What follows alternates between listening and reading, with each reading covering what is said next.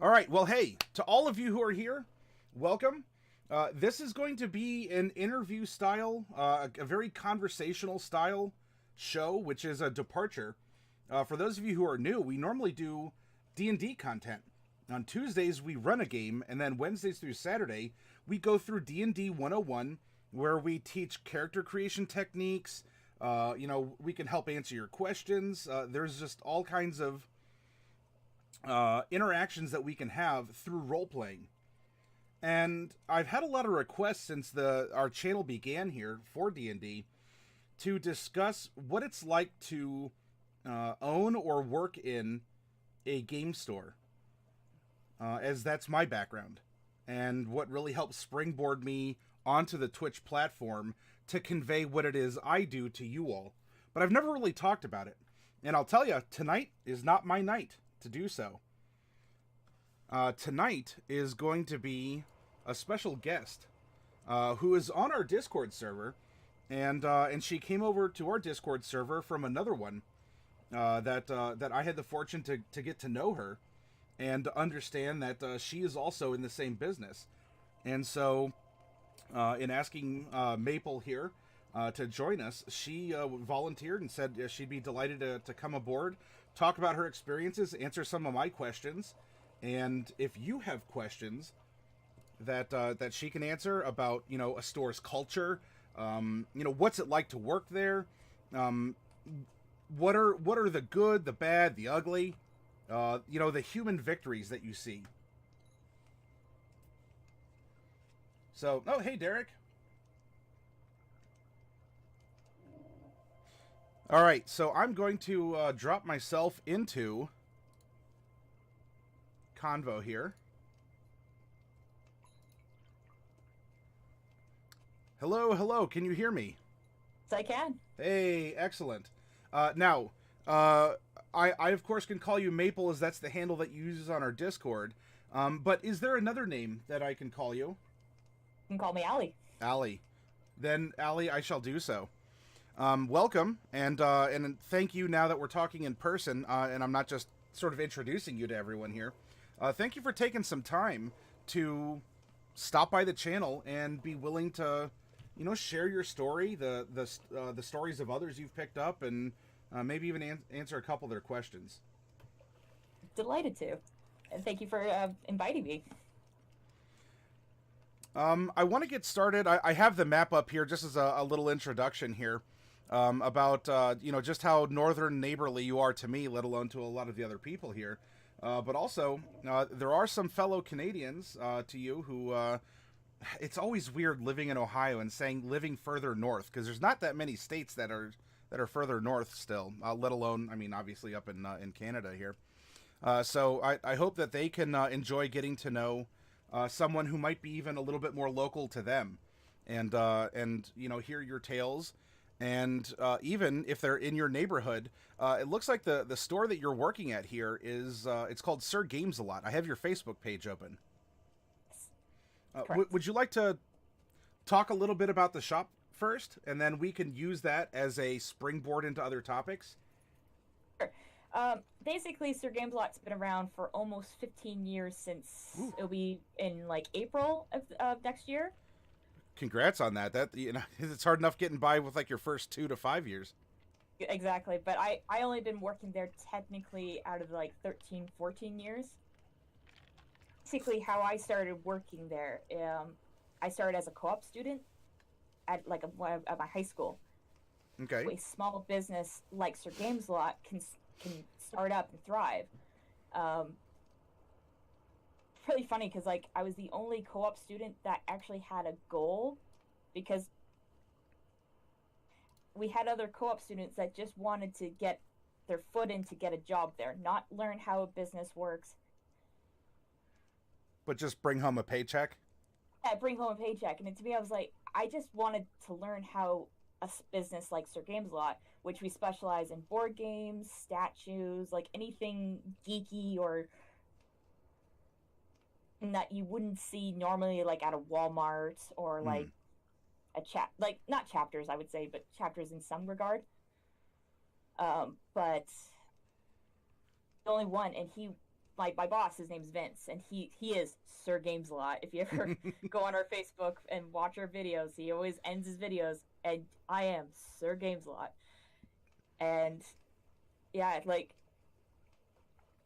started, I learned how like location is the big for starting any business, because you can start out any job, like any shop you want, location for people to find you or get to you.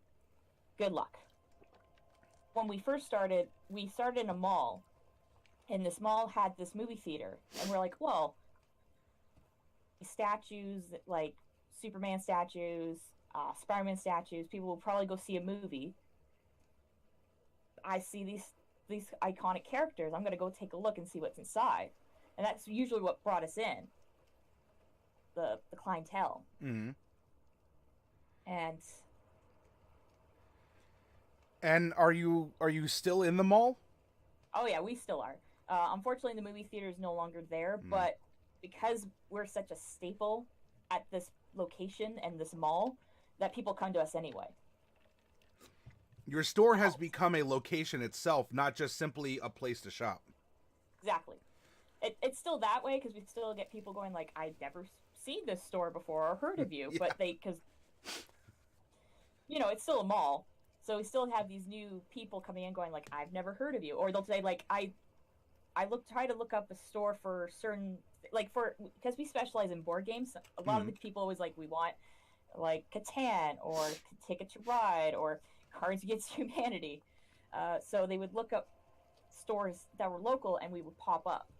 So that also kind of helps if you branch out to certain to like websites. Make sure you're known like through word of mouth, but also like from proper advertisements, stuff like that, which is pretty key as well.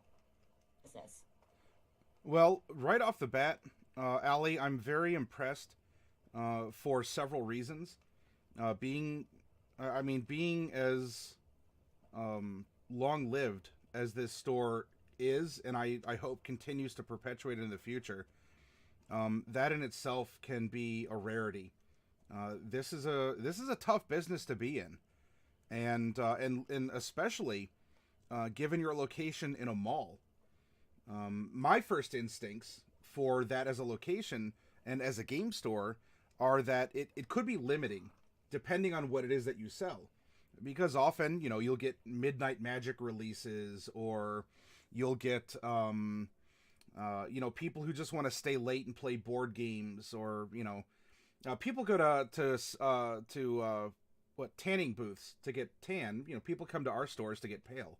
And so, the fact that you can exist inside of these overarching mall hours, and then of course, I would imagine that you're feeling up in Canada similar effects when you're seeing shops closing all throughout malls. You take a walk through, and it just seems like every year one or two more storefronts are shuttered, and malls are not as popular a place to shop anymore. And I'm not saying this is a slam against you all. In fact, I'm happy to hold you up and say, because you found what your niche is, and you've been able to hit that, and you are now a destination, not simply a reseller or because you buy from a wholesaler, and then you're a retailer is probably more accurate to say.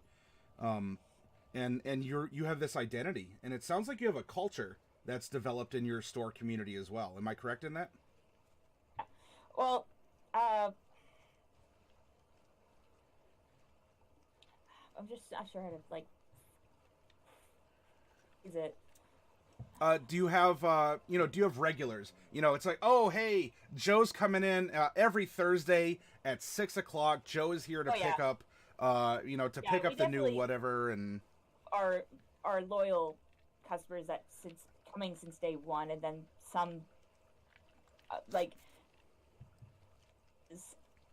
our shop, like we consider some of our regulars like family, because we can chat with them and talk. If I haven't where we are too, and like a couple miles away, we have a local base. So we got a lot of people, like military guys, that come in Ah, and go. So those guys come in and they're like, we can't find this if we're at a certain base, or it's like, I just got here, I don't know how else I can get them. We're like, well, here's board games, or like, because that's the other thing too. We actually, because we specialize in board games, we sometimes, when we recommend a game, some people are very hesitant to spend like 50 to yeah, $80. So we actually have a dedicated game room on certain nights where you can play these board games for free.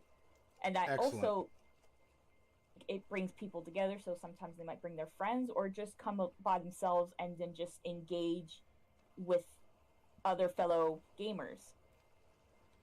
The military base is excellent, and that certainly piggybacks off of the location are the three key components to having a store. Um, if any of you are approaching, or if you're thinking this from a business standpoint, if you have a university or you have a military base that are close by, you are going to have an evergreen market. If your target market is like 18 to 35, you have a, well, hopefully permanent, you have this evergreen source of men and women 18 to 35, many of whom have some degree of disposable income, and they're looking for something to do. If they're playing with friends in their college dorms, or if they're on a military base. And Well, that's the thing. They there's so also many people who are nerds in the military. have like a college, and because we're also like an hour away from cottage country, that also brings in people that will come and go like, oh, I'm going up north, I want a bunch of games. Or it's like, night, let's get a game. Yeah, bringing up the map here. So I just have a general pin in your city, and looking, there's a lot of countryside. If we continue north past you all here, so this is that kind of like last chance saloon. If you're going on a summer vacation or something with your family, you want to go up and visit the other lakes and forests that are all up this way. Hey, get it while you still can. Do you have now here in Sandusky? We have Cedar Point, which is a very popular amusement park. And so summertime in our area it's very tourist heavy. We're on Lake Erie, so there's a lot of boaters who are in town, and there's a lot of activity. Do you have a similar like up season, or have you found that because of your area, is it less cyclical, so you just have this more steady year round business, or do you have a spike season? And if I ask questions that are delving into things that you might consider like business knowledge, like trade secrets, or I'm not going to ask about financials or anything, but I'm just looking for indicators of what can others look out for in their own local game store, or especially if they want to step up and get into a position of employment or ownership. Well, because of what my city is, it's kind of a mix of both. Because seasons like summertime and Christmas time, our business increases, because usually when it's summertime, people are like, so they'll come in our shop to get games, or spend their money. Like, if let's say if they finished college or grade 8, and sometimes get money for graduation, sometimes they'll come in and spend money there. And also Christmas time, people every day coming in, like for the last Mm-hmm. 2 weeks, are like, I have a son who loves this game, or it's like my husband loves this stuff, so it's like helping them there. So I would say it's kind of a mix, because certain in Christmas time are our busiest, Okay. but there are some times in the month where it's the slowest, but that's only because of like, okay, January, February, usually people have spent all their money on Christmas, so they don't Yeah. have any money. And then just before, also a bit slow, but like we still have business, but I would say our busiest would be definitely the summertime and Christmas. Okay. Now this is I guess this comes down to maybe a cultural question. Because while we do share, many things in common, a very close border, we speak the same language and such. Being in two different countries, we have different holidays, different traditions we may have grown up with. And, down here in the States, we get the infamous Black Friday, the Friday after our Thanksgiving. So a belated Thanksgiving to you in October. And is we don't have Boxing Day, which is the day after Christmas, if I recall correctly. So I'm not too familiar with that without looking at looking up on Wikipedia. I'm not going to pretend to be, knowledgeable about something I'm not.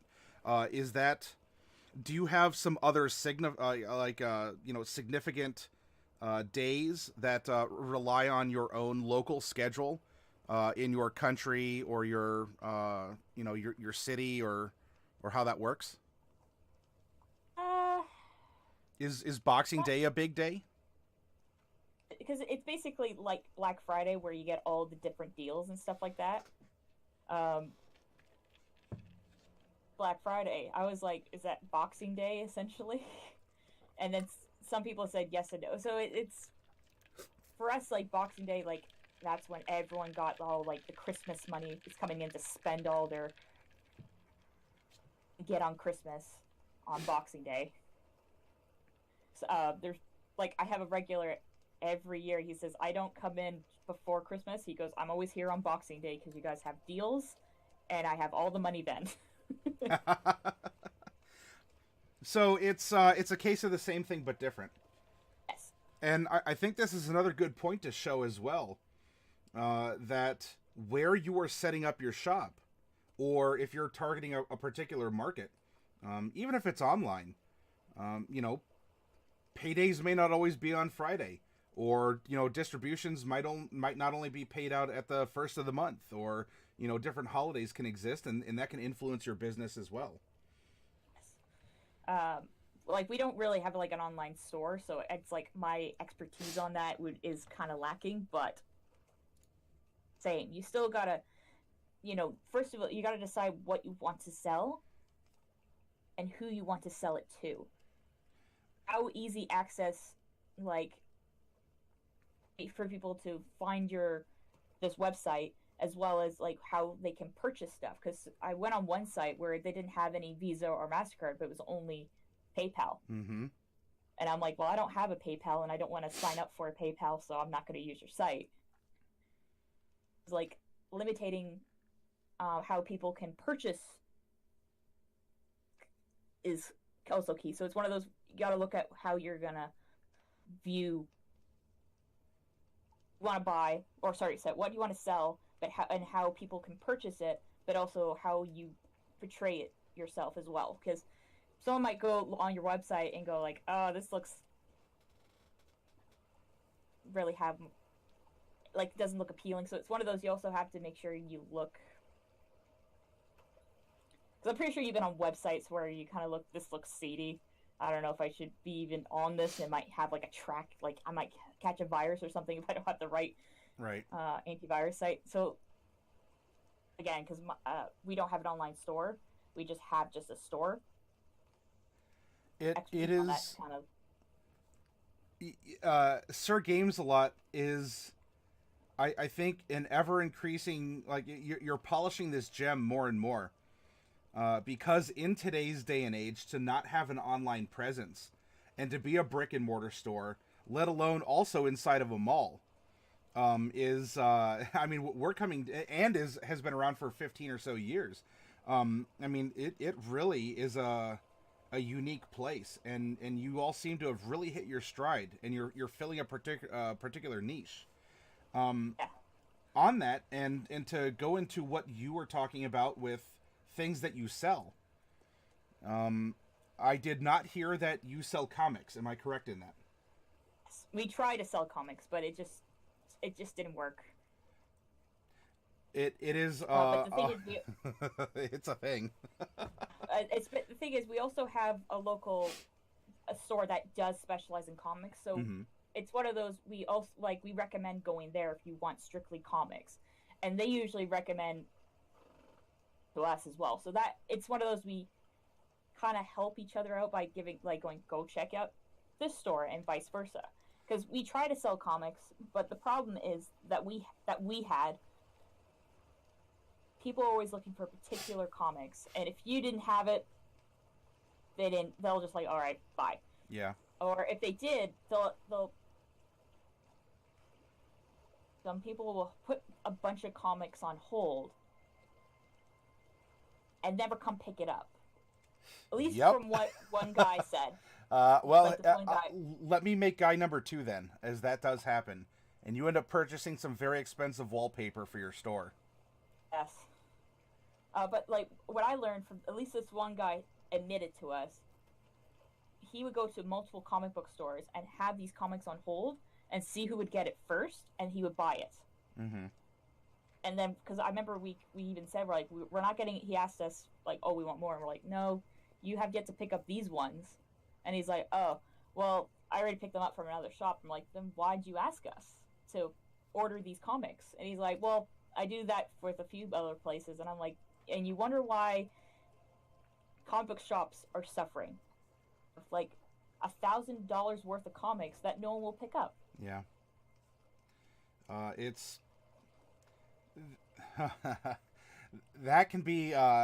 We'll save the topic of mindsets and cultures. I want to plumb. I want to plumb this topic a little bit more here. So you do have board games, and you do have like statuettes, and it looks like you also have some other props or novelties. Like I see a lot of maybe weapon replicas and such on your walls. Daly was talking about it. Looks like you have some airsoft that's available there too. Yes, because actually my boss runs an airsoft game in the local area.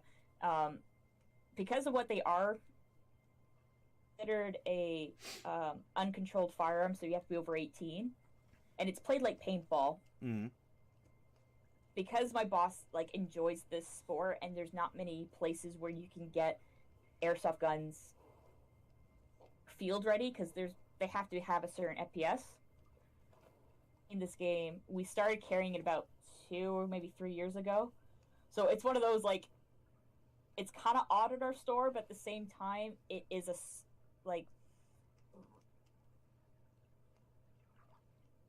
I'm sorry if your mic cut out. It's a what? Sorry, but dog was biting my. Okay. It's a sport that my boss was it's the game that he plays, because it's played like paintball essentially. So that's what he started bringing in, because there wasn't a place to get these at the time when we were selling them, at least not reliably, especially that were field ready. Because most people, they'll buy an airsoft and it's they're either shooting too high or shooting too low. Essentially, that's one of our specialties. So until he either all the more reason that you're unique. Either he'll probably make a separate store, or he'll just have it in this one section in our shop, which I feel like it's going to be there for a long time. For us, we specialize in board games, miniature gaming, and the 3 games that my boss has been pushing has been Song of Fire and Ice, which is a Game of Thrones miniature game. Okay. The Fallout miniature game he's been enjoying. Interesting. And then, of course, the staple has always been 40K. 40K, yep. That is bread and butter miniature gaming. That's out of all the miniature gamings, that will always be our top seller. Though Song of Fire and Ice and the Fallout game has been gaining some speed, as well as Star Wars Legion, which is a new it's a new Fantasy Flight,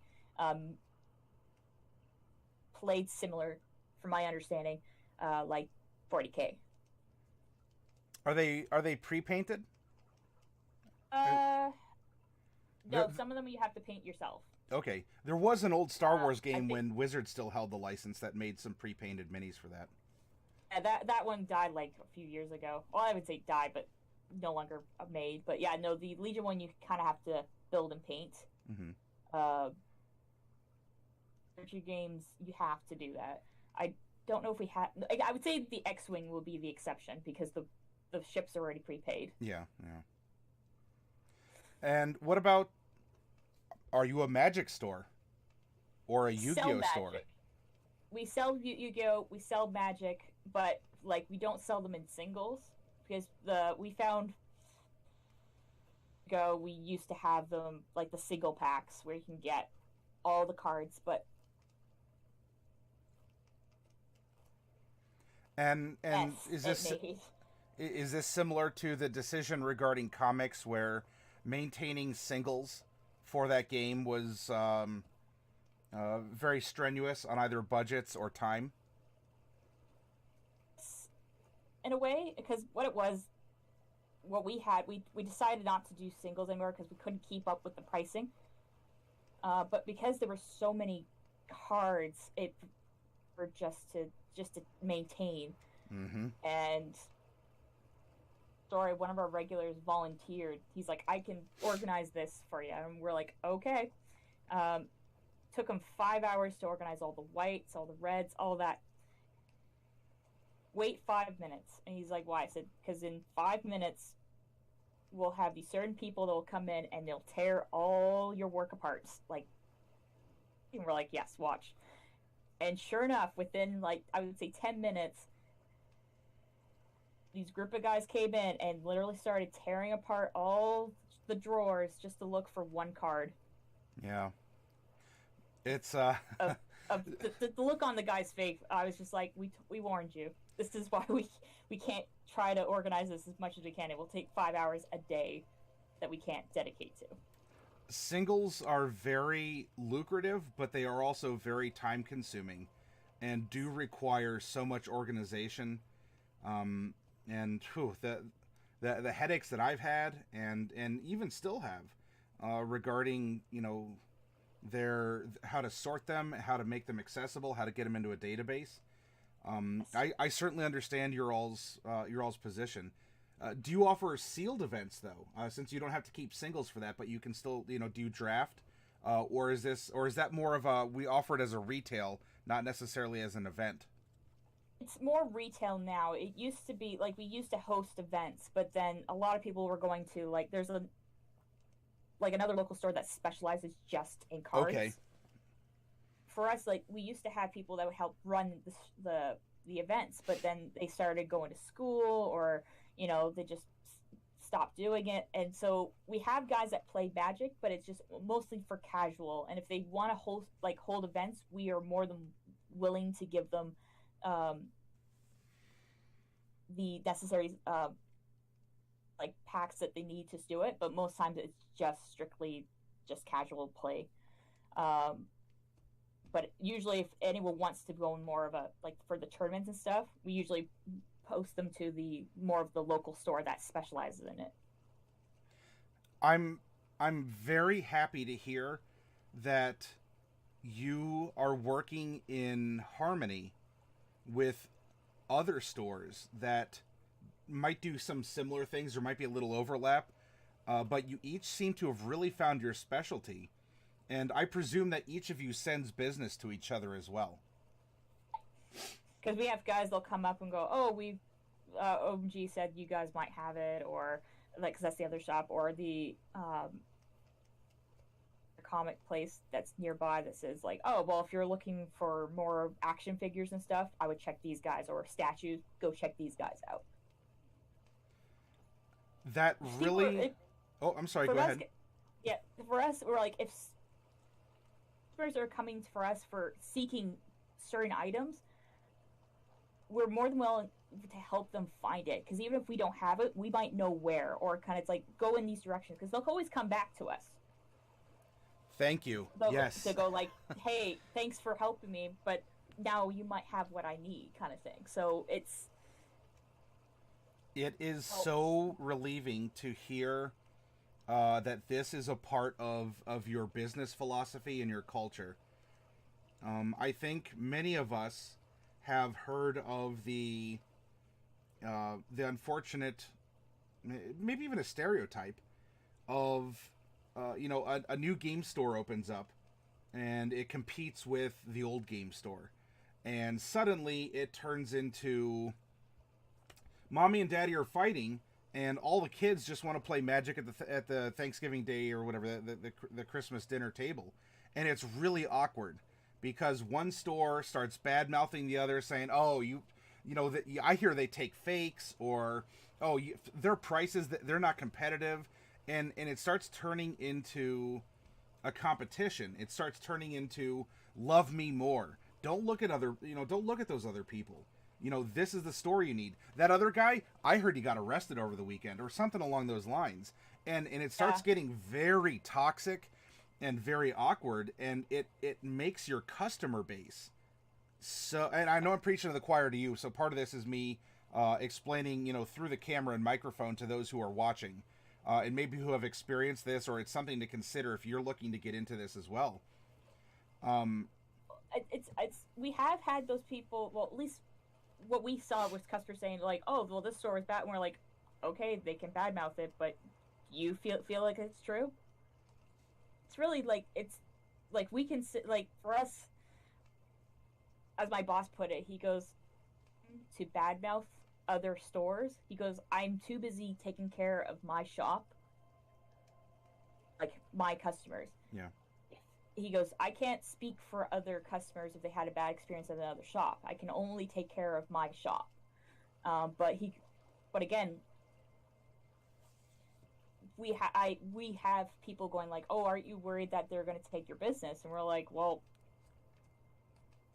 we're still going to do what we can. If you as the customer choose to go to that shop, I can only do so much. I'd mouth another shop because it makes." Again, just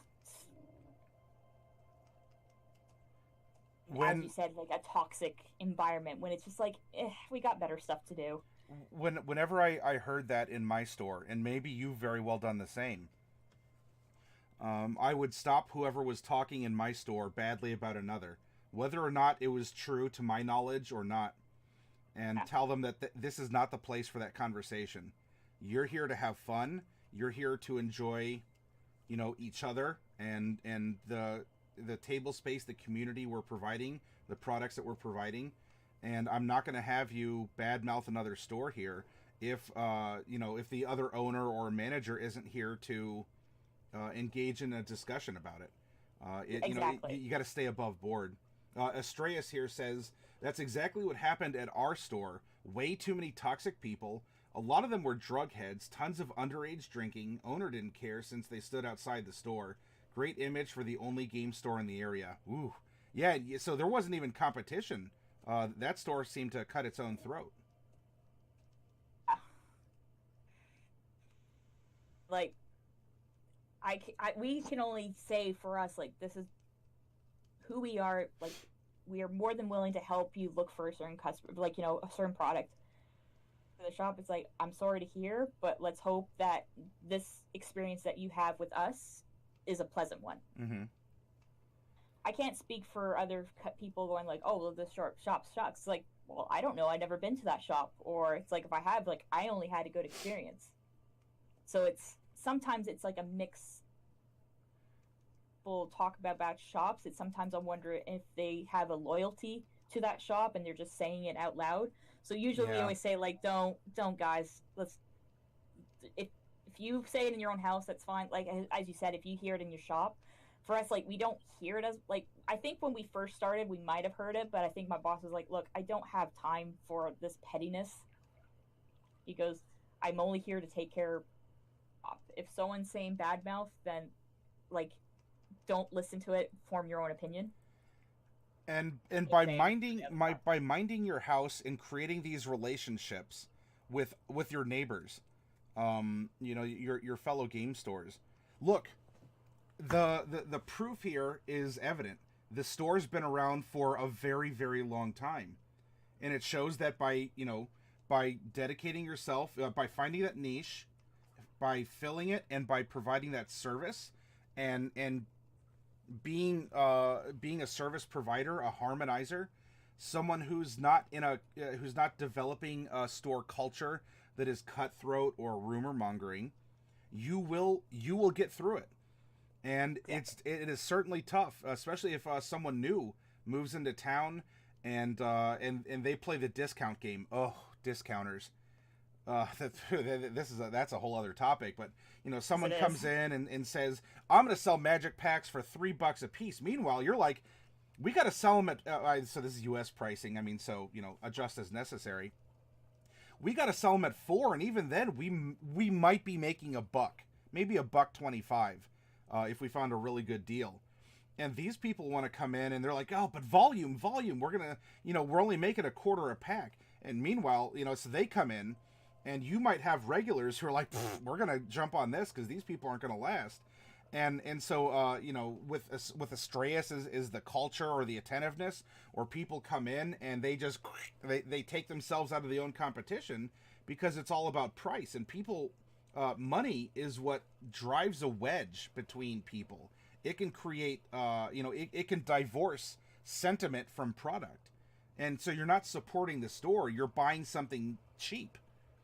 And it's I've gone through that, and yet if you're there and just like you're doing, Allie, just like you're doing there at Sir Games a lot, nose to the grindstone, keep providing the service, and you will be there. You will be there, and you'll just perpetuate and continue, as aggravating as it is at times. And for any of you out there who are thinking, well, how do you? I would get upset. What would I do if something like that happened? A new store opens up and everything's 20% off or whatnot. Keep doing what you're doing, and remember this too. If I'll even use Ali, I'll use you as an example. If you teach someone how to play Magic the Gathering, that is not in competition with me. Yeah, that we could say, well, there's a geographical distance. Look, we have plenty of people from Canada who come down to our area, through Detroit or through hooking around New York, or they'll come down on the ferry that crosses Lake Erie, called the Pele Islander. They'll come down, and you know what? You've taught someone how to play Magic. They're going to go into my store, and they're going to give me a chance to earn their business because they're going to look for singles or packs, or you've created a new hobby player. And similar to me, every Magic player, every Yu-Gi-Oh player that we create may someday, online or off, find their way to you, and you will have business from that too. It's very harmonious. I'm off my soapbox. You can respond. Like I completely agree what you said, because for us, like, we have people going like, "Oh, well, I see this board game cheaper online or at another shop." And most times we say, like, if you can get it cheaper somewhere else, you are more than welcome to go get it. Chances are, usually when they want to buy it online, it's like, are you counting shipping? And where is it being shipped from? Because sometimes there's duty, so sometimes you might be paying the exact same price that we are selling it at, or a bit more. Yeah. So for us, it's like some people, like, when they say that, they want a deal, and it's sometimes like we can't compete sometimes with these prices. Hi, Bruiser. Not going to be like, "Oh, well, don't bother buying." It's more, you are more than welcome to buy it elsewhere. We're not gonna try to push you. Like, this is an everyday thing for us. For people compare, going like, "Oh, I can get this cheaper on Amazon or another shop," and it's like, we're not twisting your arm to buy something in our shop. Yeah, Like, you're not competing with Amazon.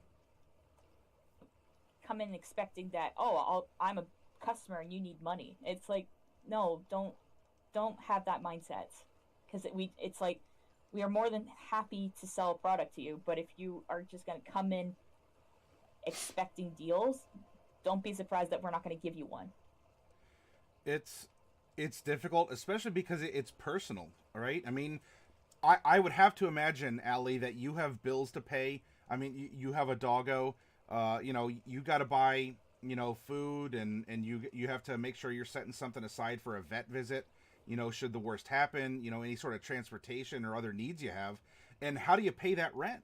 Not by discounting your games to people who come in and say, I'm not willing to pay $3 extra on this game. Pretty much, yeah. And it feels so personal. And ooh, you wanna give them a waggling finger. we'll keep it PG, and we'll just say you want to give them a waggling finger and a stern look.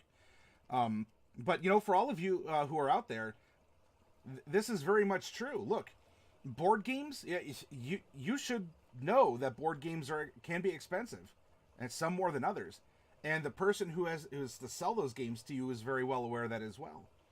And ask yourself, if you are considering spending $50 on a board game, and the person selling it to you isn't willing to give you a $5 discount, a 10% discount on this, what have they not earned from you that's worth $5 if you're already spending, or you've already accounted to spend 50? Now, I mean, we're talking economics, and we're talking rational decision makers, or people who are just not absolutely plumbing for the lowest price and to get people to scrape and grovel. But as a person who works in a store, if you're tactful about it in the conversation, you can bring that up and say, well, I understand you can find this game for $45 elsewhere. That's 10% off of what we're asking for here of 50. What is worth the $5? And if you phrase the question back to them like that, suddenly they might realize just how petty a discount they're seeking. If they because they're probably already walking in with a $50 bill. If you all, I don't know if you have a $50 bill, maybe. Sorry, pardon my ignorance. You're my northern neighbor, and I should be more aware of this. Or they have three $20 bills in their hand, or they have a credit card that is X. It's a variable. They already have the money set aside for this. They've already mentally said, I'm going to try and acquire this game. But we're not doing this in a way to try and pinch pennies. We're asking for reasonable market value, the MSRP here, on the price. And you could turn it around very tactfully and ask, what can we do that's worth $5 to you? We can give you a place to play, and you go, behold, there's our play area. We can keep our doors open and our lights on and our heat going, even in the middle of winter, so you have a place to play, people to play these games with, and access to something like this, especially where we're located.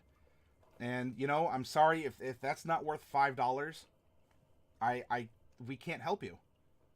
And exactly. And for many people, they may they're so used to discounting, right? You have like Walmart or Target or some other big chains, and it's value, sale, everything is X% off, and that can create for many people an unknowing expectation where they're not trying to be manipulative. They're not trying to min-max. I will use some D&D terms. They're not trying to min-max their purchases. Some do. But others could just think that that's what happens. Or they come from a different game store meta. Maybe you've had this before. And especially with 40K, Allie, where people might come to your store and say, well, my local store discounts 20% everything in Warhammer. And and you look at them and you're like, how is this other store staying alive? But Also, you don't say that, but yeah, but even then I'm like going, how did GW allow that? Because most times with GW, it's at a price, you have to be competitive. If you have it lowered, it's because either GW has lowered the price or they have give you special permission to do that. We had people going like, oh, we see this cheaper, and we're like, how? It's the same price on exactly online. Yeah, and we're like, it's baffling, and again, you could have people who do this purposely, or they just don't know any better, because they come from a different game store meta where they're used to their game store owner discounting everything, and when they visit you, suddenly it's like, what, you want $50 for this game, but my other guy would sell it to me for $45. Yeah. Well, I don't know what to tell you. This is look at the facility we're running. I mean, I keep looking at your picture here on Facebook. You all have a really solid. I mean, I'm looking at the terrain and all the other like some of the interior shots here, and this is worth $5. Look, everyone. Oh goodness, no. um, the chat is offering a couple stories here. Let me get to these and see if you and I have some input on them. Astraeus was continuing his thought on his game store closing because of an owner that just didn't care, hung out, allowed sort of juvenile delinquency. To add to that, the old owner created the store to give people a safe place to get together. He was a DM for many D&D games, willing to teach anyone any game he had on a shelf, and went out of his way. Didn't make much money from the store, but he held on as long as he could, 5 years. He was not in it for the money, so to see what this kid did with the store, turning it into a money grab, was such a slap in the face, and I feel bad for what he did to that man's legacy with the store. Yes, Astraeus, I mean, that would be... That is so depressing. And there are times when you're going to have to compete with people who do that. Maybe the rumors are going around, or it to be true, that where someone is running a store to be a hobby and not a business. And, and even with the old owner, Astraeus, it sounded like, I mean, if he was hanging in there, definitely more power to him. And for 5 years, that's a critical mark to surpass. But there are some people who run their game stores like a hobby and not a business, or they do it and they'll discount to their friends, or they really just they use their store as a front to purchase things for themselves at wholesale, and then possibly make sales on the back end. And there are others who could honestly be running a business to lose money and write it off on their taxes. I don't know if you can do that, something similar up in Canada. But that's something that, business losses can be deducted from your income. And so people will run it at a loss so that they can get the things that they want, but ultimately they're going to pay less taxes on their overall income, as the store is supposed to be producing it for them as a business.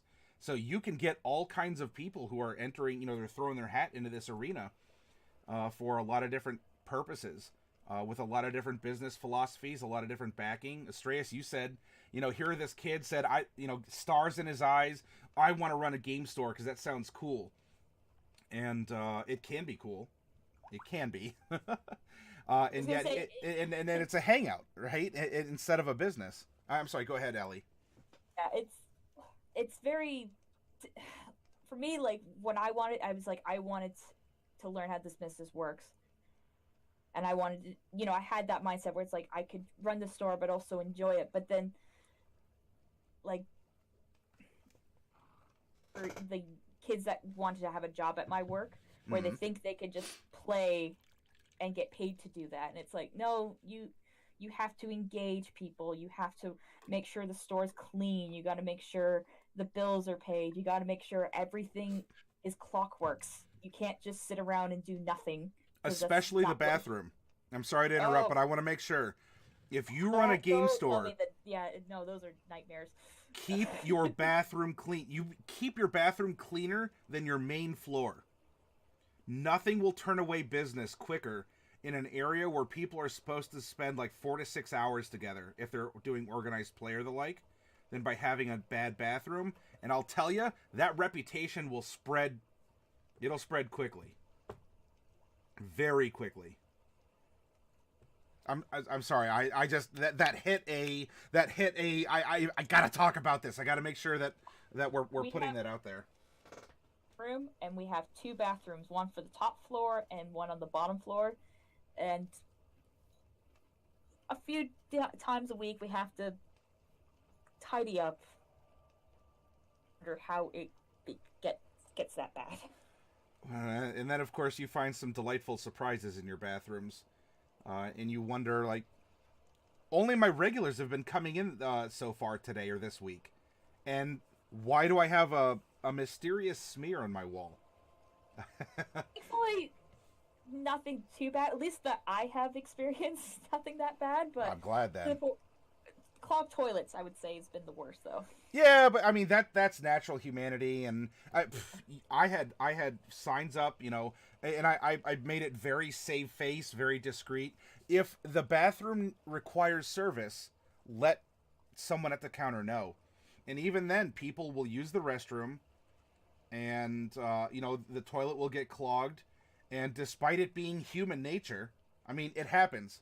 Oh, hey, everyone poops, you know, farts and pees. Oh, you know, they're so embarrassed about it, and they won't tell anyone, or they'll just leave.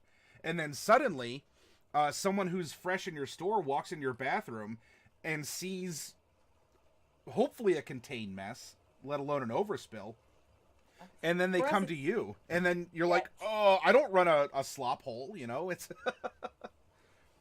For us, it's the garbage and recycling that's the one that's really bad, because we'll have overflowing garbage and recycling.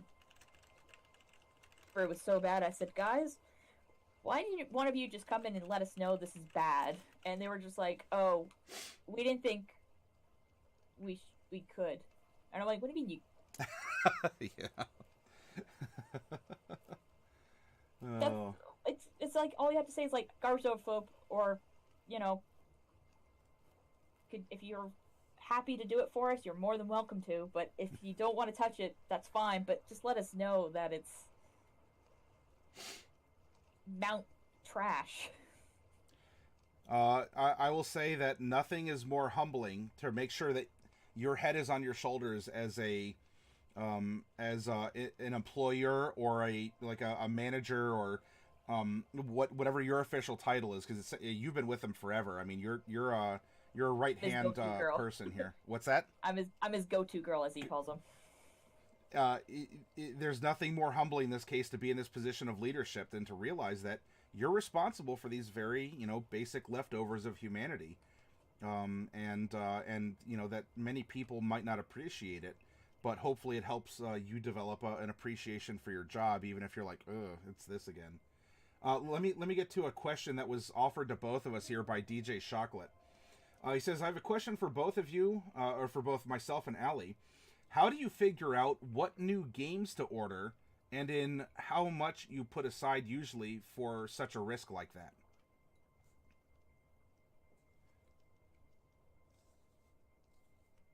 Usually, because my boss does the direct ordering. Mm-hmm. It's usually usually once a year he goes to a convention called Origins. Mm-hmm. More aware, like it's in Columbus, Ohio. Oh yeah. And he plays all these games, and usually he gets to play them 6 months to almost a year before they're released for retail. So through that, he gets to experience it, but also like looking up reviews and then having people request it, because that's the other thing. We have so many board gamers. Oh, are you be able to get this game in? And if we have more than 10 people require it, we'll usually order a case or two of a game. So it's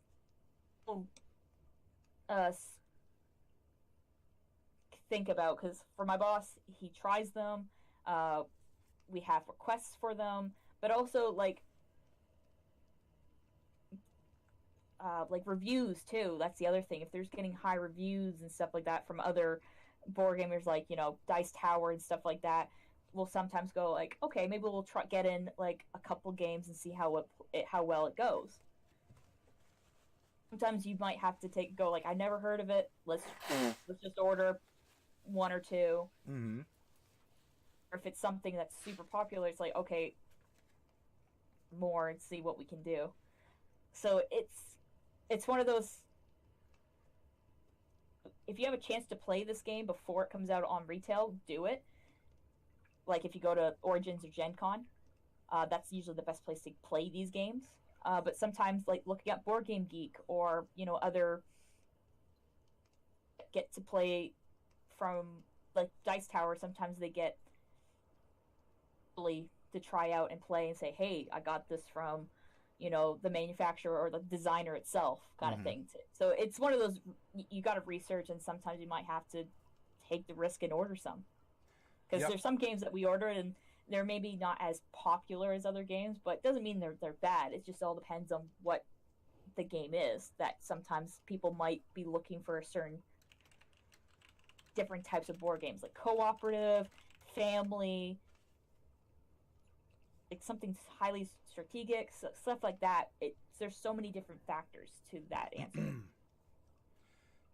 I do agree with you, and I think in many ways I would mirror your own systems, or at least the sentiment to them. Um, knowing your locals, your regulars, your customer base is a big part of this, and putting your feelers out to conventions. BoardGameGeek.com is another good forum to get some input. And look, sometimes you got to take a risk and say, well, I don't have any pre-orders, so I'll get in one copy, maybe two copies, because I like it. Otherwise, maybe one copy is an experiment. Pre-orders are something that you hope to get, and that'll it's a guaranteed business right up front. And after that, you can just give yourself a little bit of a margin. And look, sometimes you don't order the correct game or the right amount, or you miss out on an opportunity to get a first printing of something. I wish there was a certified formula that was accurate all the time, but that's it's a risk that you got to take. Yeah. But like I said, if you have the resources to try these games, or if you have the clientele that requests it, that usually helps. But if it's a game you never heard of, sometimes it's best just to get a small amount and test the waters. But again, there's so many factors to that. Like do this, you'll be fine. It's just like sometimes you just gotta risk it.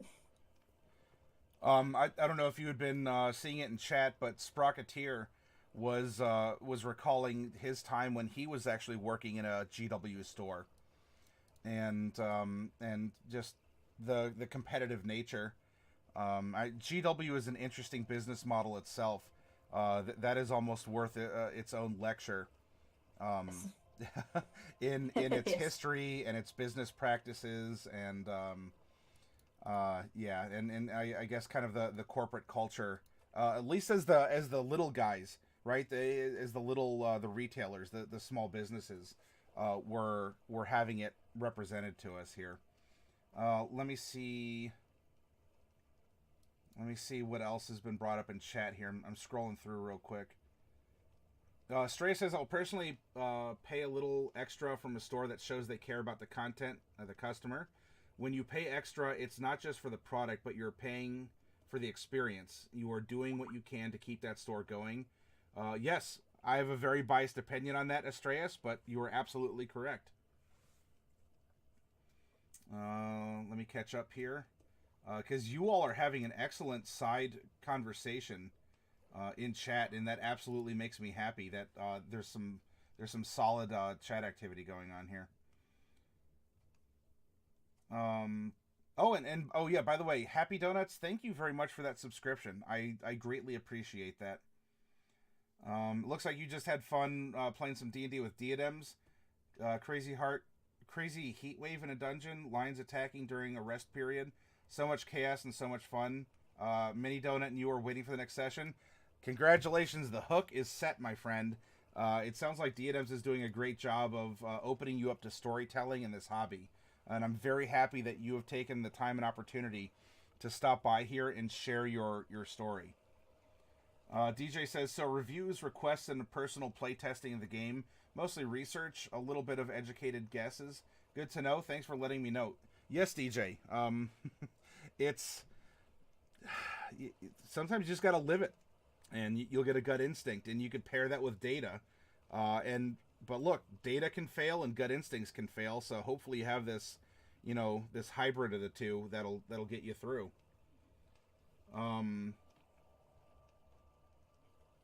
Sprocketeer, GW had the best staff discount though, 50% off. Oh, hopefully the staff wasn't purchasing minis with their discount, and then when they take the trash out behind the store, they suddenly sold minis at like a 10% markup or something from their discount. Hey Cap, welcome, Misty fellow. Good to see you. The stream is still baller. Well, hey, I'm not carrying this myself, Cap. I have an awesome guest who's on our server, Maple, but you can call her Allie, and she's revealing. She's pulling back the curtain and showing how you can interact with game stores, or if you ever thought about what it would be like to own or work in one yourself. What are some considerations? What are some pitfalls? Yeah, Daily, and I very much appreciate that. I'm happy that I am local to you, despite being 11 billion miles away from you. That's why you have 5,000 minis. Yes, Rocketeer, I got to take when you shared some of those pictures. I was peeping at them, and you have a venerable collection. And Dark Wolf, you had 14 players for your open Wednesday game. That's awesome. Hopefully you're able to manage it, and in your own way, Dark Wolf. I mean, you're not behind the counter at my shop, but by providing this DM service on Wednesdays, you're definitely feeling the role of a responsible person, a coordinator, and so forth. Actually, so if you have do you still have some time to talk? We've been going for about an hour or so. Are you good to continue? Yeah, for probably a good 20 more minutes. Sure, no problem. In that case, I would like to.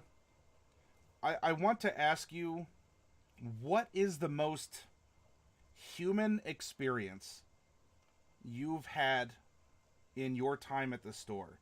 And I will let you interpret what you are considering a human experience to be. But if you were to tell the tale and say, this is my signature chapter, if you were to write your book right now, what is the most human moment that you've had in this business or service?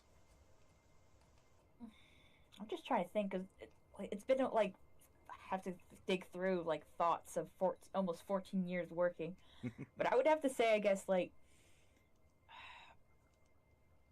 Kids Day. My understanding, this it was years ago. This dad was looking for a specific action figure. I think it was a Batman, but it was like it had to be this particular one from the set, because apparently this dad the son lost it in the move, because they were moving from one province to another, and in the move it was something like that. So, and this kid, like, absolutely, like, I think he said his 5-year-old son this was his like pride and joy, and it was gone. And he was saying, like, do you have any like Batman figures that work? I said, well, which one was it? And he says, he goes, it's from this set. I said, oh, we still have that. Really? I said, yeah, we have one left. And he's like, I will buy that. And then the kid came by and basically gave me a hug, and he said, thank you for finding my toy. Basically said she found it. Like, he didn't say he bought another one. He just said it's the exact same one. And the kid came and hugged me for saying like, thanks for finding my toy. And I was like, oh, you're, like a 5-year-old just looking at you like a superhero. And I was like, yay. I didn't do anything, but yay.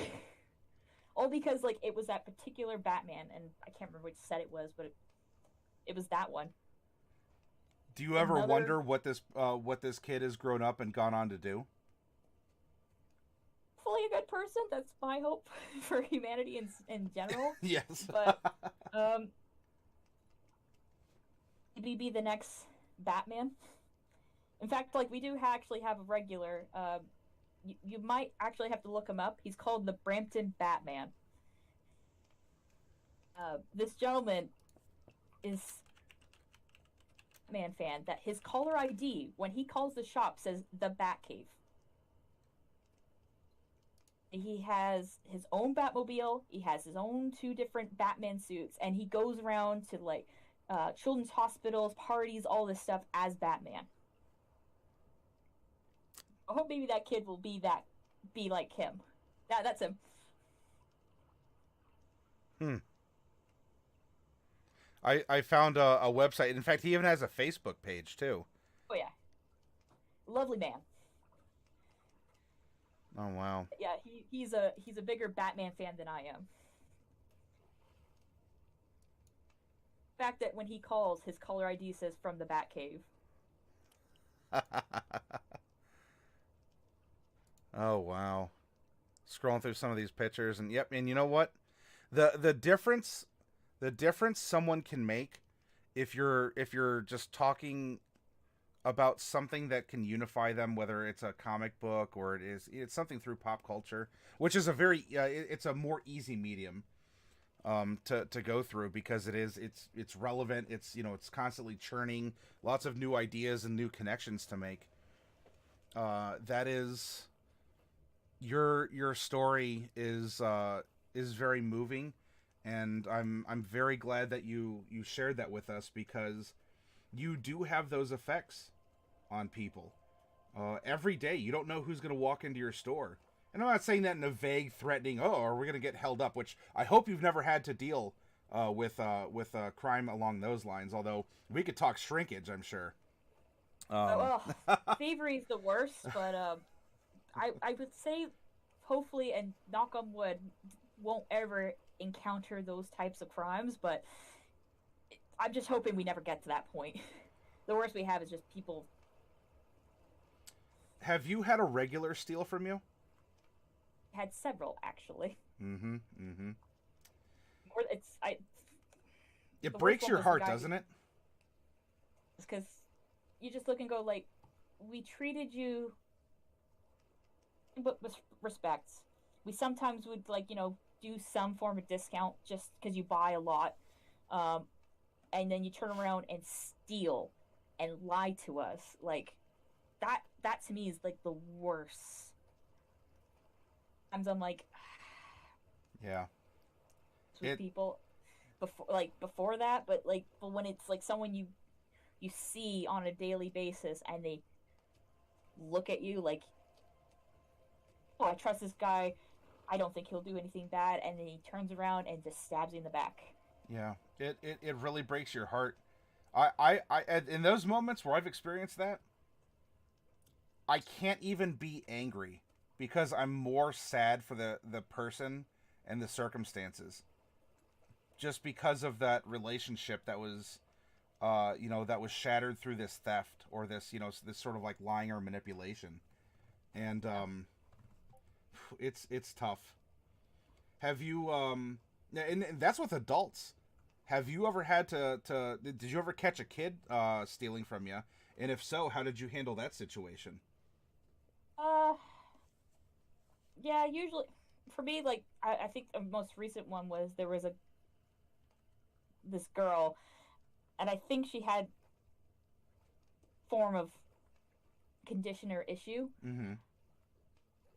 Could see that she wasn't really with her thievery, so I basically was asking like, oh, did you not want that figure? Because I remember she brought a figure, went behind a counter or shelf, and then stuff her in her bag. But basically, how I approached her was like, "Oh, we're not interested in that figure anymore." She goes, "Oh, no," and I said, "Well, can you show me where And she was like, "Oh, it's over there." I said, "Can you grab it for me?" And once they realize they're caught, it's like what made you like? There's so many reasons why someone would steal, but Mm-hmm. most times in the moment, you're just like, what were you thinking? It's either they couldn't afford it, or it was a dare, or Mm-hmm. sometimes they don't understand why they do it. So sometimes there's that kleptomaniac uh, condition where it's like they just need to take something because it's that urge to do it. So most times it's like I try not to broadcast it in the shop. So I try to keep it to the side, so where it's because the last thing they need is like an audience staring at them judgingly, because they already have me judging them with my eyes as it is. The last thing they need is like 20 other people looking at them. And some of the kids, and now in this case, when I say kids, I'm gonna say actual kids up to that 18 to 35 band. you know, some of the kids that come into these stores, they don't come from the best life circumstances. They may be facing poverty, abuse, undereducation. They may be facing, you know, drug abuse and addiction problems.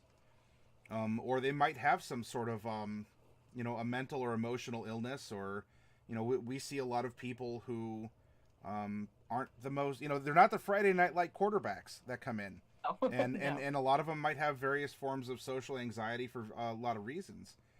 And you have to remember that if you want to get into this business in some form or fashion, is a lot of people who are coming into your store may be doing so out of a need to escape what it is that that happens when they leave your store. And not all of it is good. So escapism is a part of this, and to be able to recognize that and make sure that you can be tactful. I'm very glad you said what you said, Allie, in how you address things is very important as well.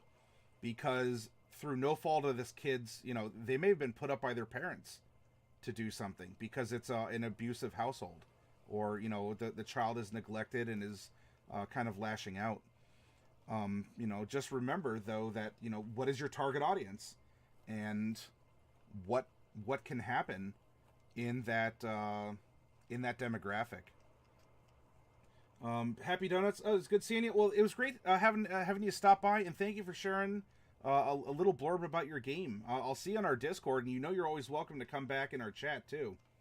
And Sprocketeer was sharing a story too about you know, making your store accessible as well, and also you caught a few kids stealing GW at the indie shop.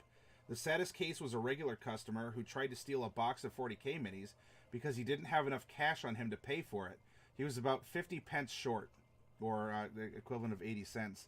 And so yeah, he made this decision. I'm so close, but I wanted this anyway, and it's a tough thing.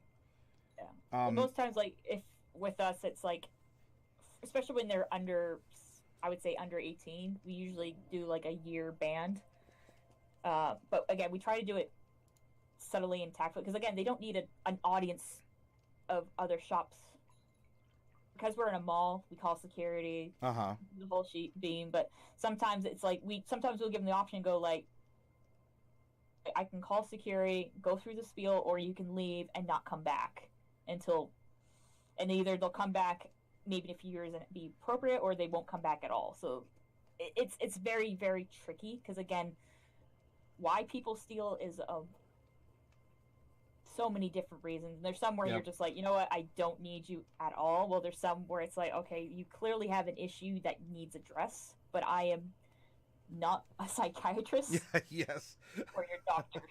And especially if it's on a busy day and you do have to help other people. And like I said, the girl that I caught stealing, like, she clearly had something, like maybe a social or a mental issue. So it's like, okay, I don't know if you are fully aware why you're doing it. You can't be doing this. So I basically said, like, hand me the figure and just leave. Yep. And I haven't seen her since, so she might think like, okay, I'm not welcome back. I never said she was banned, but I said you just have to leave.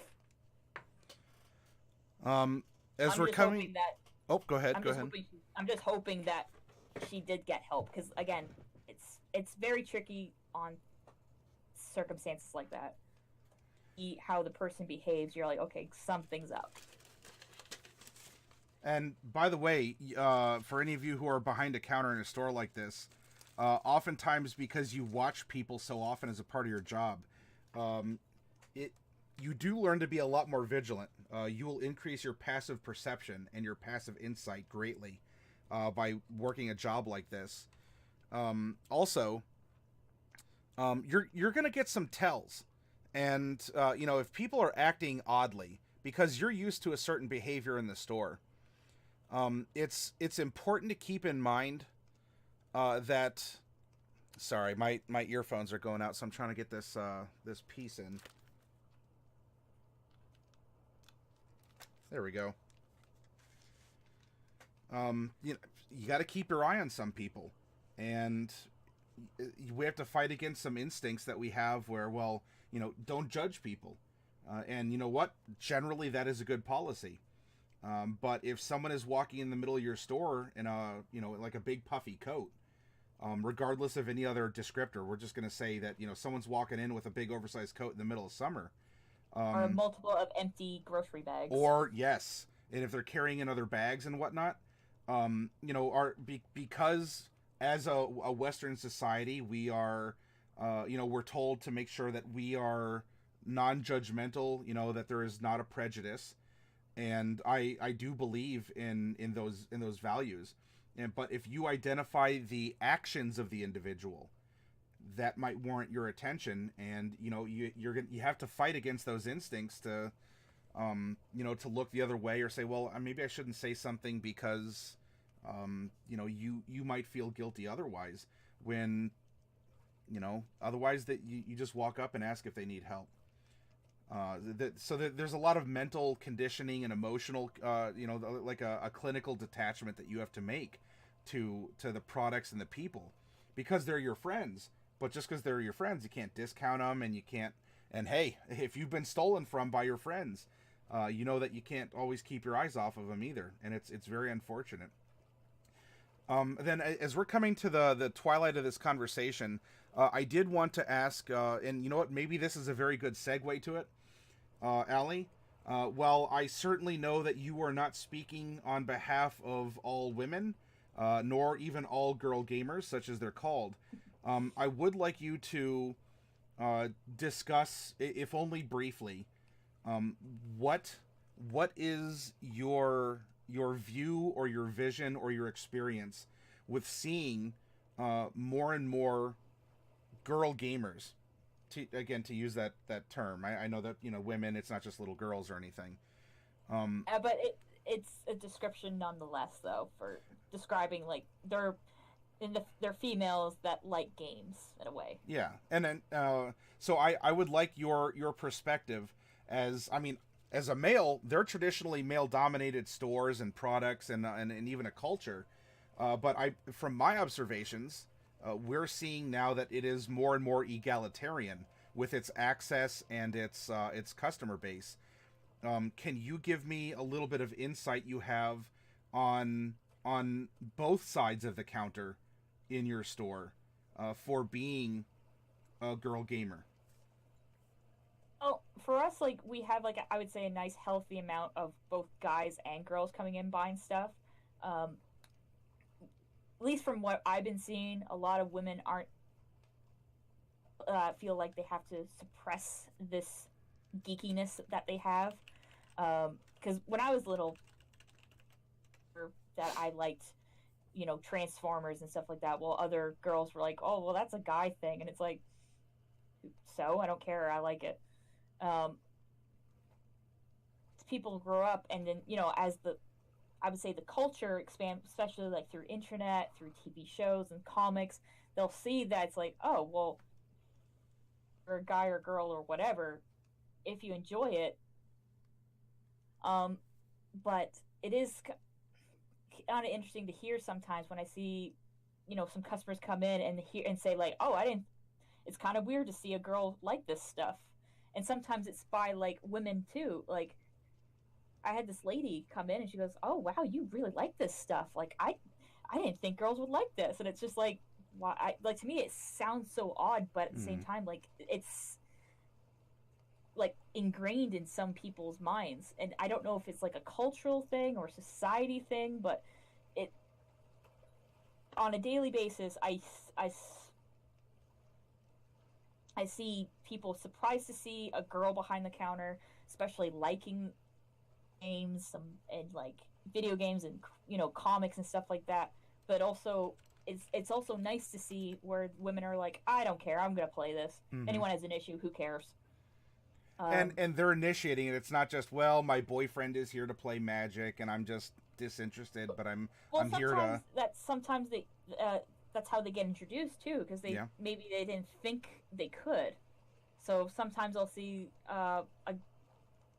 like, oh, my boyfriend, like this girl came in buying dice. She goes, oh, my boyfriend's teach me D&D because I wanted to learn. I said, perfect, do it. The point of D&D is to have fun.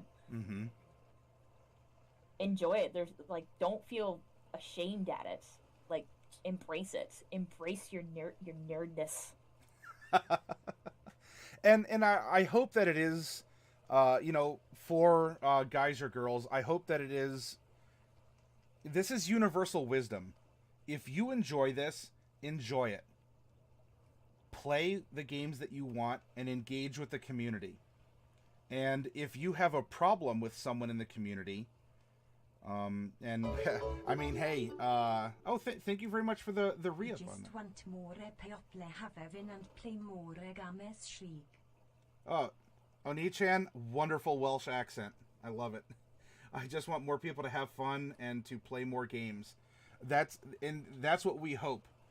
And even if you think so, if you are either receiving some kind of leers, unwanted physical attention, touches or hugs or whatever, if you are receiving comments that you don't like, make sure that you go to the person behind the counter. And Allie, you've probably had to do something like this before, where you've had to go and make sure that you enforce look, we don't tolerate this here, and you have to explain this to someone. You're making someone feel uncomfortable, and you have to be the enforcer.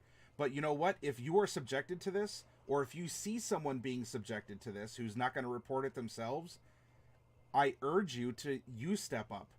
Whether it's a guy or a girl that's receiving some kind of bullying or unwanted attention in a game store, that is not the proper venue for that kind of interaction. There's a lot of interaction to have, a lot of wonderful human interaction. But you've probably had to go and have some talks with people, haven't you, Allie? Yeah, I would say yes on that. On certain things, it all depends on the circumstances. But to me, the policy is if you see something, say something. Mm-hmm. Even if you're not 100% sure, let them know you're like, I think this is going on. Because even if we don't see it, we'll keep an eye on it. Yeah. Because, again, we want to have a healthy and welcoming environment. And if someone doesn't feel welcome or safe, there's an issue. And I don't care if it's a guy or a girl that feels like that. If they have an issue, we need to nip it in the bud. Mm-hmm. And that it goes for like game store. It doesn't matter if you're at an event or a convention. If it's that same thing, everyone should feel welcome and safe, regardless where they are. To a Pacific store like us, especially like as you say, not many girls like me embrace it. So sometimes they're very shy to up that way because sometimes they'll hear horror stories where guys will treat them like trash, and that's the other thing too. It's just like it's not everything's bad. Be cautious, but don't feel like you have to hide in a shell. Yeah. In fact, have and enjoy stuff. Katie Sue says, I hate seeing social lines crossed anywhere, but honestly, it hurts my local game store because I want to feel free and safe there. So Katie, with that comment, what do you mean by social lines crossed? Like, at your local game store, do you feel that you are receiving unwanted attention or affection, or you're getting unfair treatment? And that's not just, unfair isn't at a disadvantage. Unfair is, hey, you have qualities that I like, even from someone behind the counter. I'm going to treat you differently and give you discounts, or, oh, hey, just take it. Yeah. And it could turn into an uncomfortable exchange. Once might come off as funny, but definitely meta that out with people beforehand, like Sprocketeer. Oh, in a game of D&D. And I will remind you all, not you, Allie. I mean, it's rhetorical for you. This is literally our job, to run the store and to facilitate the community. And so whether it is someone clogged the toilet, whether it's someone, if you think someone's been staring at you, or someone is being very overt and is, doing, some unwanted, attention to you, let the person behind the counter know. And if the person behind the counter is the one doing it, or doesn't step up to at least investigate your thought or your claim, It might be time to consider visiting another store if you can, or finding some other solution to remove the problem. Because I would hate, as Astreas was talking about, the moral decisions that the new owner of his local store was allowing. Some juvenile delinquency and underage consumption and all this other stuff. Let alone if there was anything, you know, anything else that was going on, sexual or otherwise. That will. I get aggravated because there are so many people who get turned off to hobbies and games and role playing or miniatures or whatever. And I'm speaking with passion here. I'm sorry if I'm crowding out you out here, Allie, but I just get so frustrated when I hear stories about people who have had a bad encounter at a game store. And even my own. I'm not perfect by any means.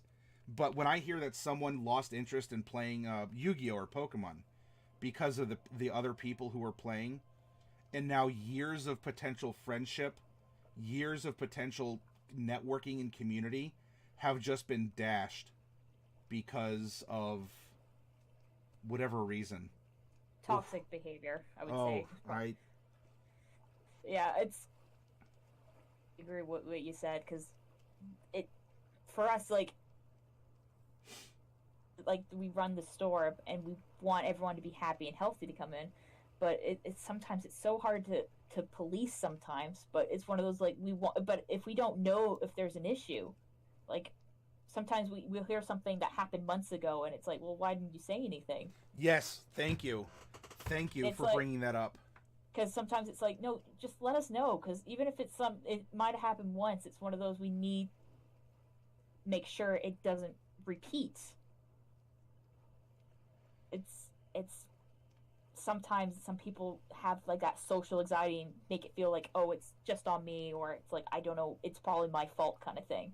And it's like, no, well, say something and we'll try to make it a better experience the next time you're in. Katie was continuing here. She says that she's a cosplayer, and she does. She has some awesome cosplays. If just look her up. She streams D&D, by the way. I mean, Katie, if you want to throw out a link to your channel, you're welcome to.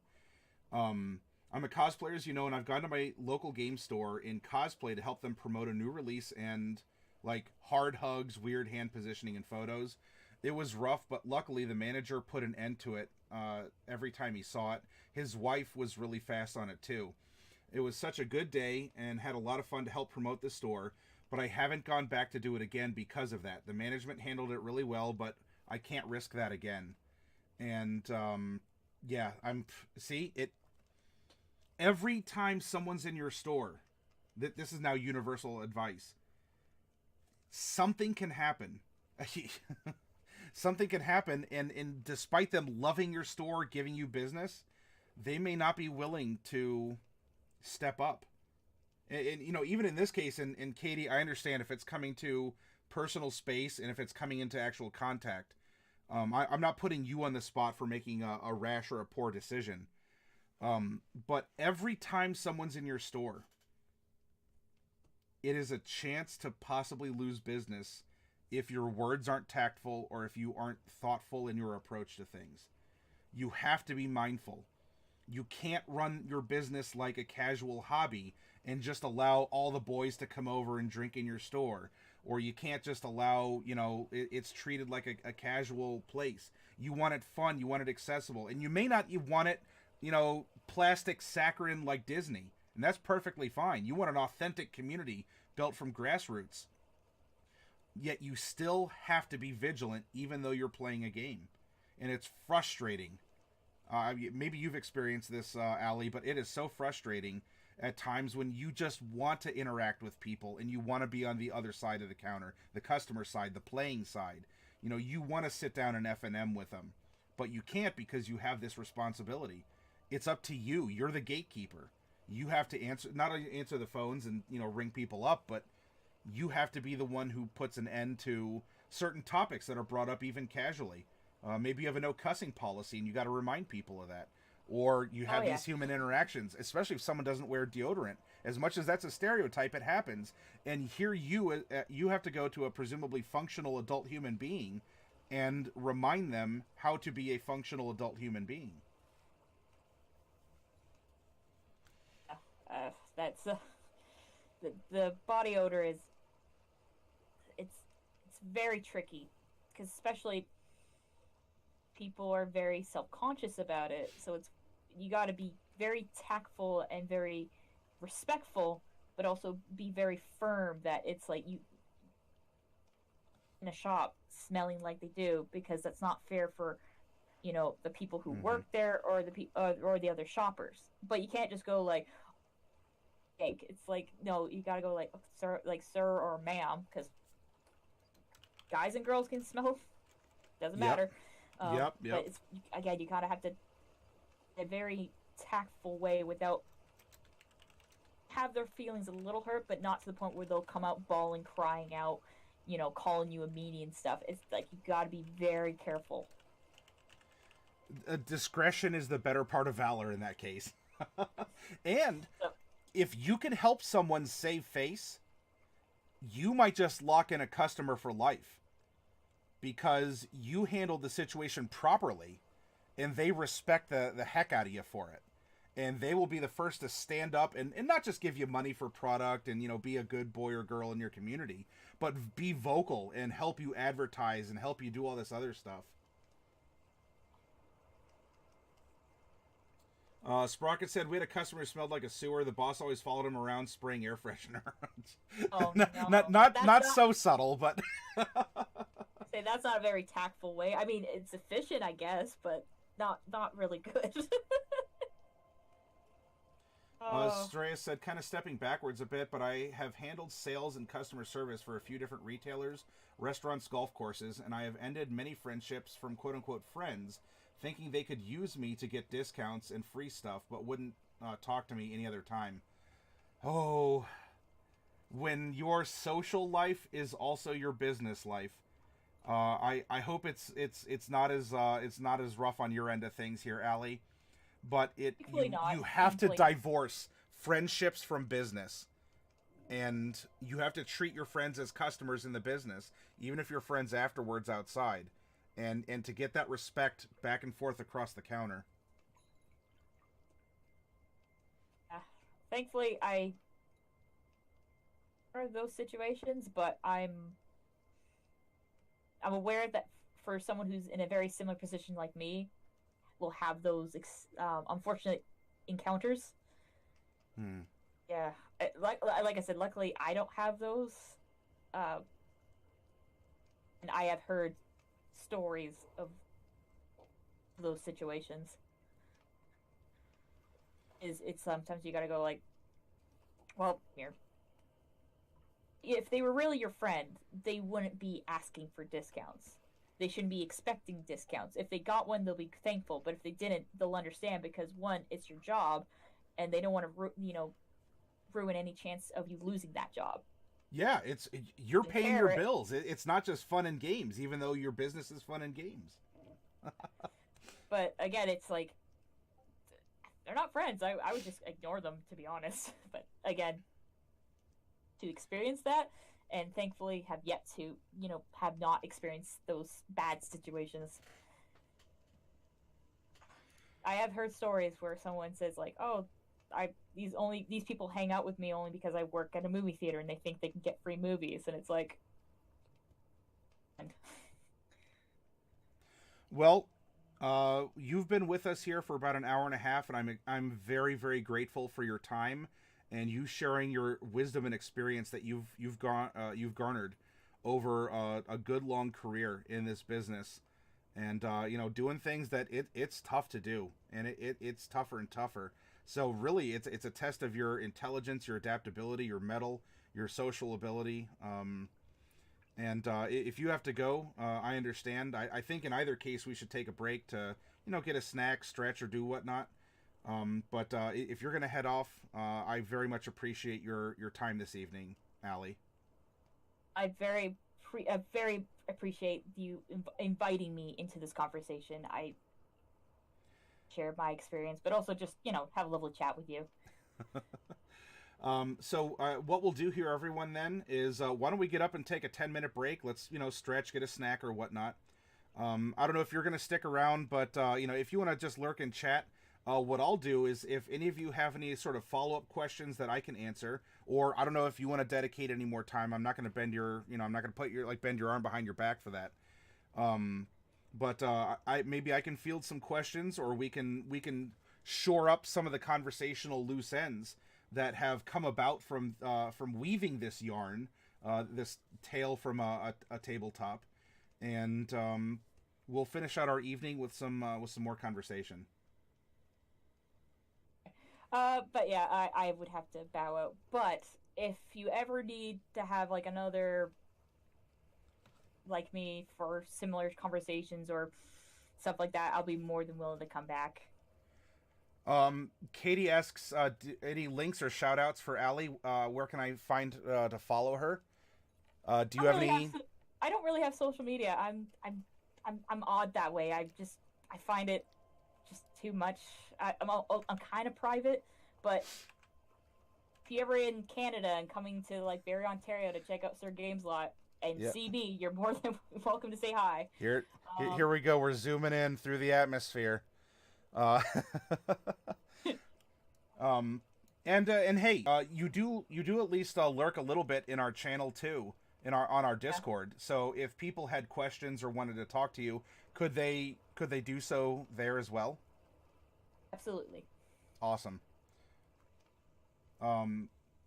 Well, thank you very much. Let's get up and take our break, everyone, and I'll come back and we'll finish out the night with some more conversation along these lines.